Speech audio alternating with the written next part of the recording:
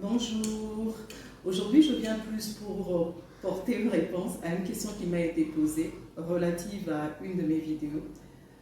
On m'a demandé si la femme chrétienne moderne pouvait se maquiller, pouvait porter des bijoux, si elle pouvait avoir des tresses, des perruques, si elle pouvait porter aussi des vêtements luxueux.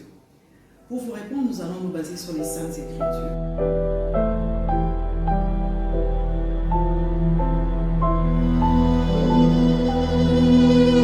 1 Corinthiens, le chapitre 10, de verset 23, que tout est utile, tout est permis, mais tout n'est pas utile.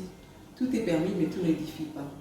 Nous allons voir néanmoins, encore nous basant sur les Écritures, une femme, comment elle faisait, et nous allons lire l'histoire de la reine, et nous allons lire une portion des Écritures concernant la reine Esther, en lisant Esther chapitre 2, le verset 12, où il nous est dit que la reine Esther, elle était encore Esther, pour aller à la rencontre du roi, avait passé 12 mois, soit une année, en train de se faire enduire le corps des huiles, des aromates, ainsi que des parfums.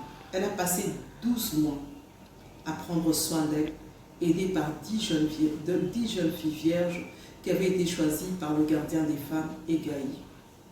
Donc, nous voyons que la femme chrétienne, croyante, ayant la crainte de Dieu, qui était Esther, elle prenait soin d'elle. Et cela n'est pas interdit. Il n'est pas interdit à ce que la femme puisse prendre soin d'elle. Et nous remarquons, selon ses goûts, selon ses préférences, selon son confort, selon son lieu de résidence, selon ses responsabilités, selon son statut social, selon le temps, selon les circonstances, selon les activités, la femme est appelée à adopter et adapter sa tenue, sa coiffure, ainsi que les ornements qu'elle porte.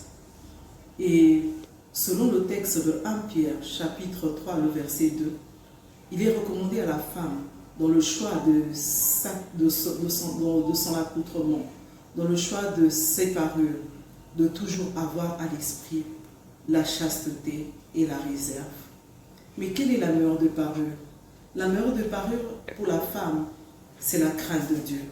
Car il est dit en Proverbe 31, le verset 30, que la grâce est trompeuse, la beauté est vaine, mais la femme qui craint l'Éternel sera louée. Soyez bénis.